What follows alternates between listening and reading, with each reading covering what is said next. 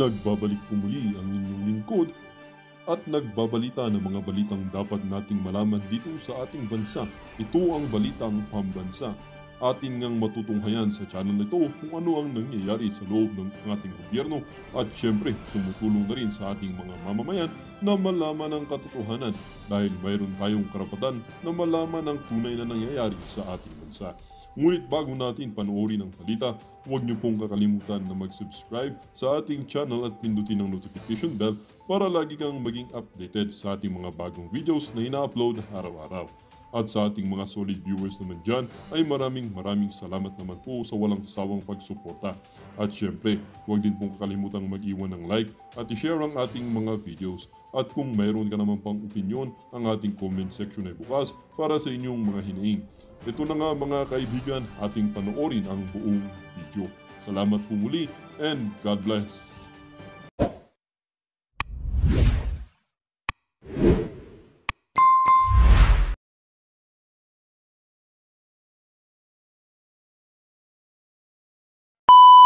Yan.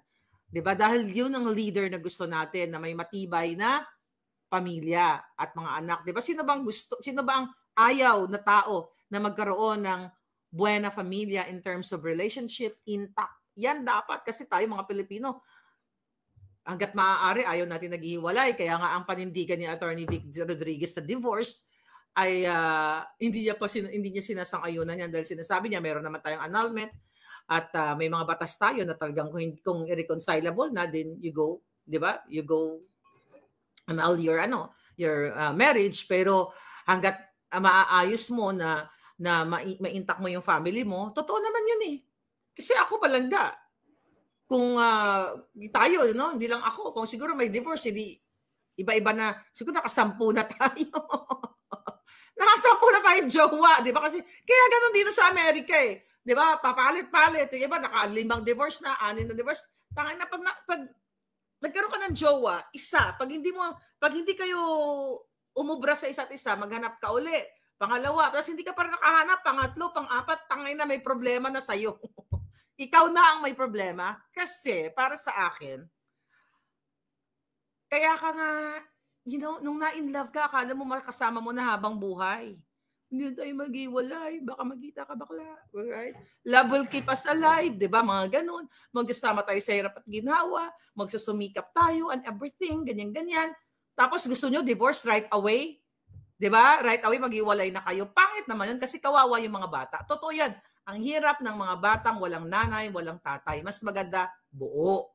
Pero kung hindi na talaga, kung nambubugbog na yung jowa mo, pero kasi, dapat doon sa ano ba yung stage yun? Yung ligawan stage or magjowa stage, alam mo na kung demonyo yung jowa mo. Kaya bago ka magpakasal, alam mo na dapat na hindi siya dapat pakasalan. Right? Right? May tinuturo ako dito. Di ba palangga? Nagugulo kasi doon ka, parang hindi ka napupunterya dito. Magtago ka. Nakikita ka sa paningin ko eh. Gusto mo? Anyway. Number 56 na po si Attorney Vic Rodriguez. Oo nga, number 56 na si Attorney Vic Rodriguez. So, ngayon dahil may TRO, hindi na naman natin alam. Pero wala naman si Leo Marcos sa sa listahan eh. Baka ba idagdag siya or what? Ang gulo. Kaya dapat yun walang talagang eleksyon. Pero sa totoo lang, anong gusto nyo? Sino dito makapalangga? Ito, usapan natin. Sige, magpapaakyat tayo ng mga palangga ngayon. Let's talk about divorce. Okay, jug stage, sabi ni Soro. Okay, do I have time? Ano ka ma-appointment 10? Kitad? Okay. Magpapaakyat tayo dalawa. Dalawa lang. Ayan natin. Dalawa lang ha. Kasi maya-maya titigil na tayo dahil may appointment pala kami. Okay? Ano ang inyong sa divorce? Let's talk about divorce. Jugjug stage. Singagba, crush ng mga adikto, sabi ni Leoy. Sila Satanas at Tambahudas, crush ng may sayad na bayaran. Sabi ni Merville. Sabi ni Ryan Alvarez, UNTV reporter, nakakuha ng copy of BICAM report sa Senate at totoo raw na may mga blanco. Ayun na nga palangga. Sabi ni Win Ragdol, yes, Palangga, I support Attorney Vic, tunay na may isog. Basta, pag bumoto kayo, huwag kayong titingin lang sa number. Hanapin niyo yung pangalan ni Attorney Vic Rodriguez. Ngayon may TRO na naman. Hindi na naman natin alam kung ano mangyayari. O sige, I will talk about, Sir Zorro, umakyat ka. Ayan, sinend ko ha. Let's talk about divorce. Bakit gusto nyo? O gusto nyo ba? O pabor ba kayo? Or what? About family. Rebecca Ugata, ayan, si Rebecca. Akyat ka Palangga. Si Bong Revilla Mandorugas din. Bakit naging number 11 sa balota? Sabi ni Sarah Jane Barlas. Ayun na nga yung sinasabi ko, Palangga. Magkasabwat ba sila? Ano, nawala naman yung sound ko. Ano nangyari? May sound ako ah. Leo Marcos alias Norman Mangusin, sabi ni Christy Busan. Ay, tika natin sa Mangusin. O nga, no? Gulo, no? Tingnan natin si Leo Marcos kung nasaan siya. Nasaan si Leo Marcos sa bilang? Thank you for ano. Oh, tingnan natin letter M. Letter M. Mama. Okay, mama.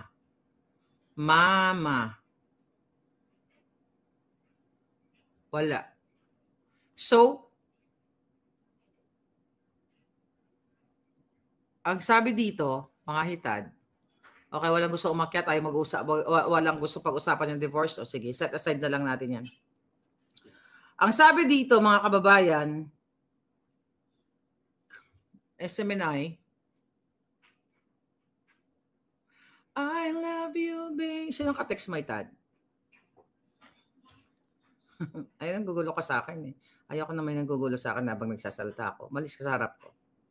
Mapalo ka. Palo ka ni Lola.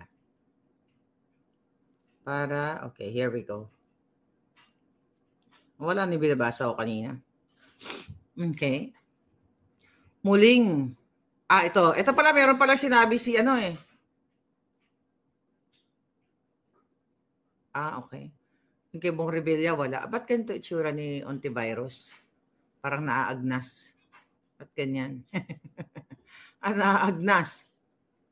Okay, naglabas na naman ang panibagong temporary restraining order, disqualification laban sa senatorial aspirant.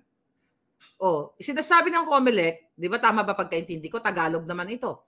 Naglabas ang Korte Suprema na nagpalabas ng panibagong temporary restraining order sa disqualification laban sa senatorial aspirant na si Francis Leo Marcos. So wala naman siya sa balota eh. Hindi siya inilagay eh. Para i-disqualify siya. Supposedly, dapat nakasama na yung pangalan niya dito sa balota na naka-imprenta. Kaso wala naman dito. Anong kadyutahan ito? Wala siya sa M? Mama. Wala din siya sa pareho lang siyang M, di ba? Marcos at Mangusin. Pareho lang yan. Kung ano man ang gagamitin niyang pangalan doon. Wala talaga. So talagang binababoy tayo ng mga ito.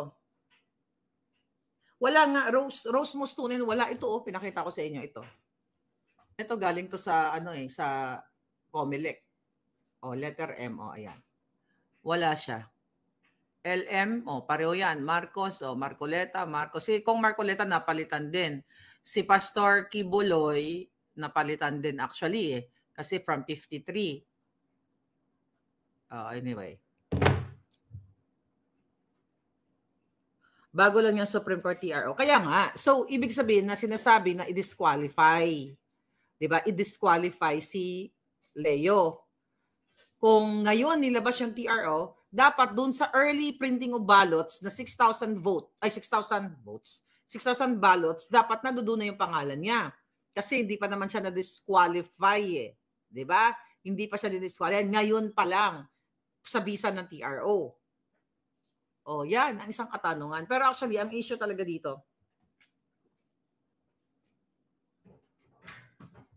okay, sabi ni Cesar, baka sa Francis. Okay, tignan natin letter F. Wait, give me few seconds. Wala talaga. Wala rin siya sa L. So tama ka, pero wala talaga siya. Nililito nila ang number ng balota, sabi ni Commander Aguila. Yun na nga, kinilito nila ang number ng balota talaga. Totoo ako, walang gustong pag-usapan yung divorce. That's good. i-reserve, i-ano nyo, alagaan nyo yung family ninyo para bonggang-bongga. Nakalusot kasi si Bangag sa 2023 and 2024 budget, kaya akala niya makakalusot rin siya sa 2025. Sabi ni Jem Aris. Kaya nga sabi ko sa inyo,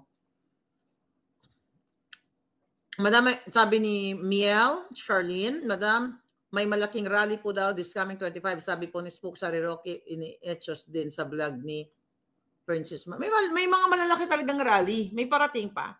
Ako, maniniwala na lang ako sa mga men and women in uniform kapag nasa kalsada na sila. Pero ako talaga mga palangga, naaawa ako sa inyo, sa Pilipinas. Alam mo ba, sabi ko, ba't ko ini-stress yung sarili ko sa problema nyo dyan? Totoo siya, now we have new president na maganda yung kanyang mga tinuran. Isa sa mga tututukan niya yung birthright, citizenship. Alam mo, gusto ko yun eh. Papag-usapan natin yun sa separate video. I will make a separate video dun sa kanyang mga sa kanya ni Trump. Sa kanyang mga executive orders. Kasi, but I will talk about a little bit of it dun sa birthright citizen. Maraming mga human rights advocate na ayaw nila yon. Pero, kung titignan mo, ano ba yung birth natin? Ay, Pokemon. Tipay ni Lisa. Okay? Yung birthright citizenship, based on, tignan natin dito. Para may ma-share lang ako sa inyo. Okay? At tatanungin ko ang inyong pulso. Ang sabi ng birthright citizenship, okay, ayon ito sa 14th Amendment dito sa Amerika, na ibig sabihin, an individual born on US soil, ang isang tao na ipinanganak sa lupain ng Amerika, including sa 50 states, US territories like Puerto Rico, and US embassies or military bases abroad, automatically becomes a US citizen regardless of their parents' citizenship status. So yan yung batas existing bago si Trump. Based on the 14th Amendment na kung sino mang kisihodang tao na ipinanganak sa lupain ng Amerika ay otomatikong maging American citizen. Sabi dito, ano yung ano tawag dito? Okay. Ang sinasabi ni Trump doon sa executive order niya, nababaguhin niya yan, na ang mga anak ng undocumented, yung mga undocumented pala, na mga anak sa Amerika, let's say ngayon, di ba? Ngayon siya na presidente, ay hindi na siya pwede maging right there and then, maging Amerikano or American citizen. Pero, okay, ang sabi ng mga magagaling, this is a constitutional challenge kasi dapat yan ay isa sa batas, i-amend ang batas, hindi yan dapat lang sa executive order. Pero ako, punto ko lang. What is your point? Safe si Eric Sylvester Tulfo, di ba sa Hawaii daw siya pinanganak, sabi ni Wambol. O yan, katulad ni, alam naman natin sa Eric Sylvester, nagnakaw ng identity yon. Ako, ang point ko dito, na pag-usapan nga namin ng mga friends ko, tsaka yung marami ako nakausap, ko, anong point mo dito sa executive order na birthright, nakakancelin na, hindi na i-honor yung birthright citizenship ng mga anak ng undocumented. I think para sa bansang Amerika at sa mga taxpayers, tama yun. Bakit kamo? Ang dami pong nanganganak dito na mga hindi lang undocumented. Ngayon, constitutional challenge talaga kasi ang sinabi niya, anak ng mga undocumented. So pag pumunta ka dito, katulad ng mga artista sa atin, I know a lot of people na mga naging kaklase ko noon, na pumunta lang sila dito sa Amerika, itinago yung kanilang tiyan na malaki para iluwal ang kanilang mga anak dito sa Amerika at otomatikong American citizen. Unfair yan sa mga taxpayers. Imagine mo, lumaki ka sa Middle East, ikaw ay galing ng Middle East o Pilipinas o saan, tapos pumunta ka dito para iluwal ang iyong anak para makakuha ng benepisyo ng mga citizen talaga or taxpayers. Di ba? Tapos yung batang yan, right there and then, alam mo nyo ba, na kapag yung mga artistang, kaya ang mga artista sa atin na mga artista o mga kabit ng politiko, ay pinapanganak nila yung kanilang mga anak dito sa Amerika prior to this executive order ni Trump. I don't know, it's still, challenge pa rin ng iba. Hindi ko alam kung effective na ba yan kailan, ngayon, bukas, makalawa. So anyway, kaya nga ang yayabang ng mga yan, katulad ng mga anak ng politiko, mga kabit, pumupunta sila dito, iniipit nila yung kanilang tiyan para iluwal ang kanilang mga anak. Automatic yan. Makakatanggap ng benepisyo ng dito.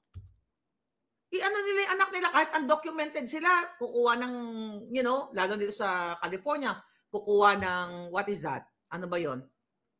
Hindi ko alam kung ano mga benepisyo. Like, pwede pa yan housing, food, lahat ng klaseng healthcare and everything. Sino ang nagsasakripisyo dyan? Di taxpayers. Kaya kung ikaw naman ay dito ka pinanganak sa Amerika or nakuha mo legally yung status mo or whatsoever, that's really unfair. Kaya nga, di ba, sa China, sa Singapore, hindi mo pwedeng gawin yan eh. Nabuntis ka, doon ka nanganak. Sino taga Singapore dito? Child support, sabi ni BF Channel. Kung ano ng mga support. Oh, sila ba ganon sa China? Akat tayo sa Pilipinas, parang ganon yung ina-acquire natin yung batas na, ina-acquire natin yan sa Amerika na may choice.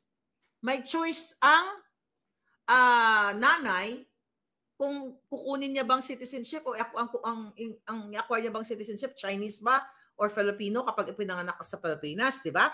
It's the same thing dito sa Amerika. Pero automatic, natural, citizen ka na kaagad pag iniluwal mo yung mga anak mo. Kaya nga, sabi ni Ate Alon, yes, lugi ang taxpayers na kagaya natin. That's one of the abuse policy here in the US. Masyadong maluwag ang Amerika noong panahon na yon. Hindi ko na-review kung kailan ba yan yung 14th Amendment na yan. Di ba? Imagine mo, pupunta lang dito para ipanganak, para makakuha ng benepisyo. Bata pa lang ako, naririnig ko na yan eh.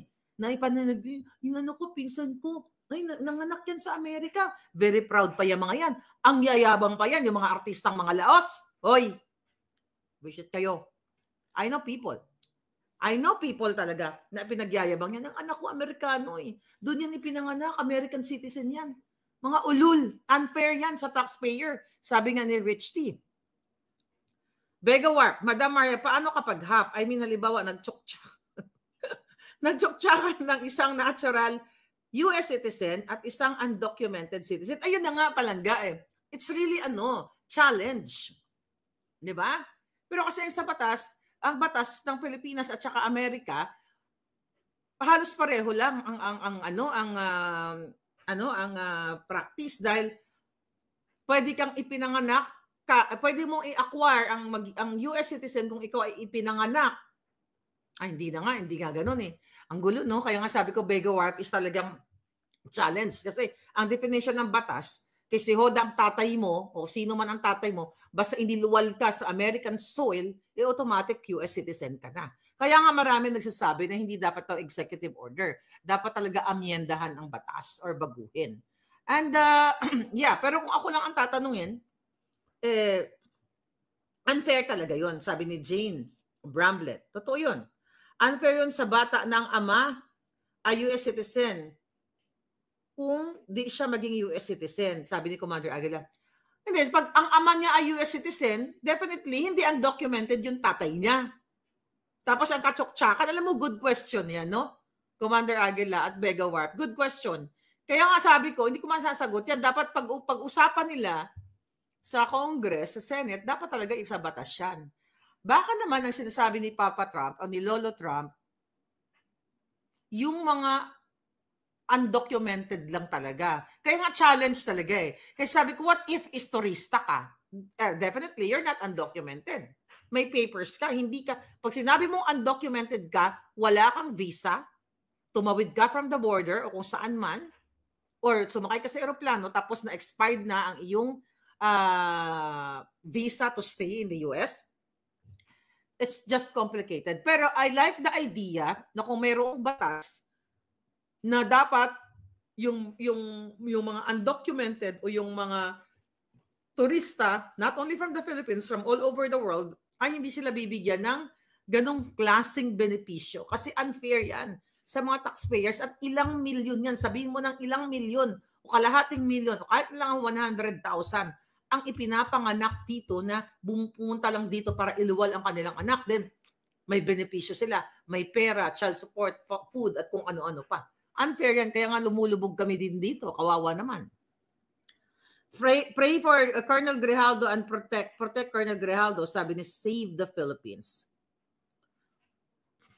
Sabi ni Commander Aguilar, yung mga under asylum palangga, masalimuot na issue yan. Oh, masalimuot talaga yan. Kasi tulad yan, may kakilala ako na mag-asylum visa siya. So, asylum visa. Depende. Hindi naman niya sinabi yung tungkol sa sa, anong tawag dito? Yan yung asylum visa ng mga Afghans, isa pa yan, but that's complicated. I cannot discuss about that. Kasi yan, hindi pa natin alam kung ano yung pag-uusap nila. I'm just talking about the birthright na talagang ako sang-ayon ako doon na hindi dapat basta-basta naging American citizen yan. Kasi kawawa ang taxpayers yan. Kahit nasabihin pang nasa Pilipinas ako, di ba? Kung gawin sa atin yan, wala nang pupunta, wala namang pakinabang, wala namang gustong magkaroon ng citizenship na mga ilan-ilan. Wala namang gustong Amerikano o ibang mga lahi, Australiano or European, na pumunta sa Pilipinas na ipanganak nila yung anak nila para maging Filipino citizen. Wala namang ganon, iba sa atin. Gusto nila malubog. Siguro kung mayabang bansa tayo, pwedeng ganon. Dahil kawatan yung ating mga namumuno sa atin, kawatan yung ating mga politiko, wala kang gustong pumunta sa atin as turista di ba? Much more na ipanganak nila yung kanyang mga anak dyan. Kahit US citizen ng ama, tapos ang documented ang babae, ang anak, hindi. Sabi ni Erwin, sabi ba yan? Kaya nga complicated yan. Lapisan. Miss Marica, naaawa ako sa mga Pilipino sa Pilipinas. Binubudol na nga sila ng gobyerno, nagbubulag-bulagan lang sila.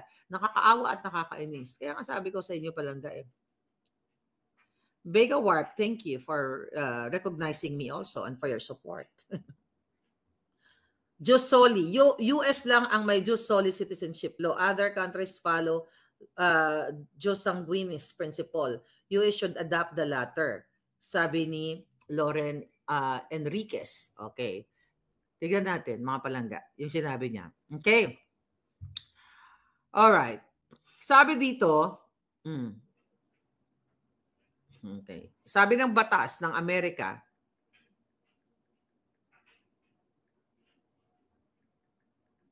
okay. Sabi nga ng batas ng Amerika,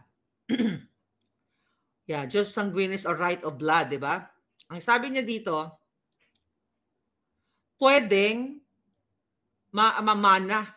Okay? Pwede rin mamana, Amerika lang ang merong yung jus soli. Tama ka. Sa ibang mga bansa, namamana ang citizenship ng kanilang mga anak regardless kung saan sila ipinanganak. You're right.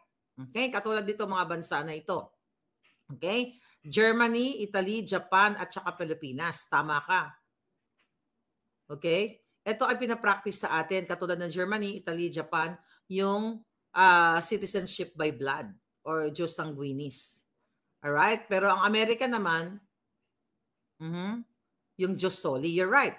Sa Amerika, yun nga, sabi ko kanina, iniluwal ka sa Pilipinas, wala pakialam kung ano yung blood mo. Kung galing ka ba sa Mars o galing sa ibang planeta, basta ipinanganak ka sa Amerika. And you're right. Thank you for that input. O, di ba? Natututo tayo dito. Ang China din, ganun, di ba? Ang China, di ba? At ang Singapore. Hindi ka pwede mag-citizen doon dahil doon ka lang ipinanganak. Sabi, Robin Padillas' youngest daughter were born sa USA just to be citizen. Ay, talaga ba? Hindi ko alam. So, ipinanganak dito. Pero si Mariel, di ba, is naman? American citizen ba siya? Hindi ko alam ang buhay nila. But anyway, alamin natin yan. Sabi ni Earl Cuevas, pampalito yan sa tao. Yung bong kasi, pag ang tao nabasa lang, bong, mapagkakamala nila na bonggo na ang binoto nila. Yun pala bong rebilla. Pwede rin yun. Kaya nga dapat talaga, sabi ni Bel Susi, US citizen si Mariel. Yun nga, ang alam ko, US citizen yan, umuwi na ng Pilipinas . Sabi ni Tata Basera, Need ng financial and family ni Grijaldo, kawawa naman. Financial. Talaga, makipag-connect ako, may kakilala ako, may common friend kami. Tignan natin, nangingi ba sila ng support? We will support them. But let's see, I will ask. Mahirap naman manghingi tayo ng support sa kanila na hindi tayo nagpapaalam. Baka sabihin, gumagawa tayo ng scamming business dito. Hindi naman tayo by scam, by scam. Well, kung gusto niyo silang tulungan, I will ask sa family, sa common friend namin, kung pwede. Kung they're asking for our help, then let's go. Ano ba naman yung magtulungan tayo? Kaya mo, kawawa naman si Colonel Grijaldo, di ba? At ang kanyang pamilya. Sabi ni Damates, dapat palangga mag-law ka. For sure, kayang-kaya mo i-survive ang law school. First take lang. Actually, pangarap ko yan. Kaso lang sa status ng buhay ko at mga priorities, parang hindi ko kakayanin. Pero 4 years lang yan. We'll see.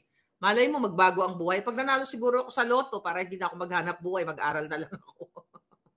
O kaya gusto nyo, ano nyo na lang ako, scholarship. Mahal din kasi ang law school dito. Baka may mayaman dyan. O gusto nyo bayaran ang tuition fee ko sa law school, mag-aaral ako. Isa pa yan. Magkano law school dito? 25 to 50,000 US dollars. And I can't afford. Pwede man mag-loan, but I have to work, di ba? You have to, complicated. Ganon. Kung sa aral lang, I love to study palangga. Ang problema ito. Wala naman ako ninakaw sa bayan. Kung meron lang akong pera, naku, matagal, tapos na ako dyan. Baka lawyer na ang lola ninyo. Kaso lang, financially challenged tayo. Di ba? Hindi nga tayo nakapunta sa inaugural ni Lolo Trump because of that. Taas ng airfare. Pero, sayang lang kasi yung opportunity. Kasi dito, by the way, dito kasi, sa Amerika, let's say, gusto mong pumunta sa inauguration, hindi mo naman kailangan na may kakilala ka. Susulat ka lang sa senador nyo or sa inyong representative. So kung may mga may mga ticket allocations pa na natitira, pwede ka nilang bigyan. Dito ganun. Hindi pwedeng, punta ako sa inauguration, kailangan kakilala ko sa gito. Dito sa Amerika, hindi. Pwede kang sumulat sa iyong mga House of Representatives para ma-invite ka. Pwede yun. Sa atin lang naman yung lahat kailangan kakilala ni ganito, kakilala ni ganyan. Sabi ni Pobreng Pinoy, pwede ka mag-student loan. Oo nga, pwede ako mag-student loan. Pwede. Kaso ng pangapalangga, syempre pag-aaral ka nun. My God. Ang dami ko pa naman pala manog. Ang dami kong baggage. Ang dami kong charity sa buhay. So, paano na yung charity ko palangga? Kaluoy man. Pero pag talagang natamaan ko ang loto, hindi yung loto ng Pilipinas, I will go back to school. Ang ganda ng inauguration, palangga, very simple lang, walang pabunggan, sabi ni Commander Aguila. Remy Gonzalez, hello. Yun na nga, nakita ninyo, pinost ko yan, na sa Pilipinas, kapag inauguration, pabunggahan ng Filipiniana, pabunggahan ng bag, pakislapan ng mga alahas. Buti sana kung binili nila yun, mga ninakaw sa kaban ng bayan. Pero dito sa inaugural ng Amerika, lagi ang naka-highlight talaga kung ano yung sasabihin ng presidente. Kung ano yung mga plataforma, ano yung mga executive orders, doon talaga naka-highlight. Hindi naka-highlight sa mga bag o kung ano pang mga material na bagay, di ba? Sa atin, sa Pilipinas, sabi ko nga sa Jonakis ko, sabi ko, tingnan mo, ibang-iba sa Pilipinas. Sabi niya, kasi sa Pilipinas, yung mga politiko daw, yung mga ganyan, sabi ng Jonakis ko, palibasa mga galing sa kahirapan. So, sabi ng anak ko, tama naman yung anak ko, kahit hindi dito politika, hindi naman political person, sabi niya, iniyayabang nila yung mga bag nila, yung mga jewelry nila, kasi may mga dati silang dugyot, pinagtatakpan yung kanilang kadugyutan. And that's true. At hindi lang yon, nakaw sa kaban ng bayan. Wala naman tayong pakialam kung pinaghirapan nila yung pinaflaunt nila eh. Pero kung ninakaw sa kaban ng bayan,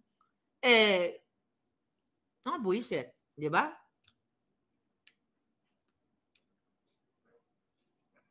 Sabi ni Wambol, meron naman CRBA consular report of birth abroad kung may anak ang US citizen na pinanganak sa... I know that. Yan yung 14th Amendment. Yan yung batas ngayon. Ang pinag-usapan natin palangga, yung gustong cancelin ni Trump, yung birthright citizenship. Hindi gusto, nag-sign na siya ng ano tawag dyan? Na executive order. Yung para sa mga undocumented. Kaya sabi ko nga, I don't know kung final na ba yan kasi marami nag-challenge. It's just hard. Mahaba-habang deliberation yan. Sabi ni Gilay Rojo, tama, na-overwhelm sa nakaw kung makayabang akala mo talaga akala mo talaga na bigla ba?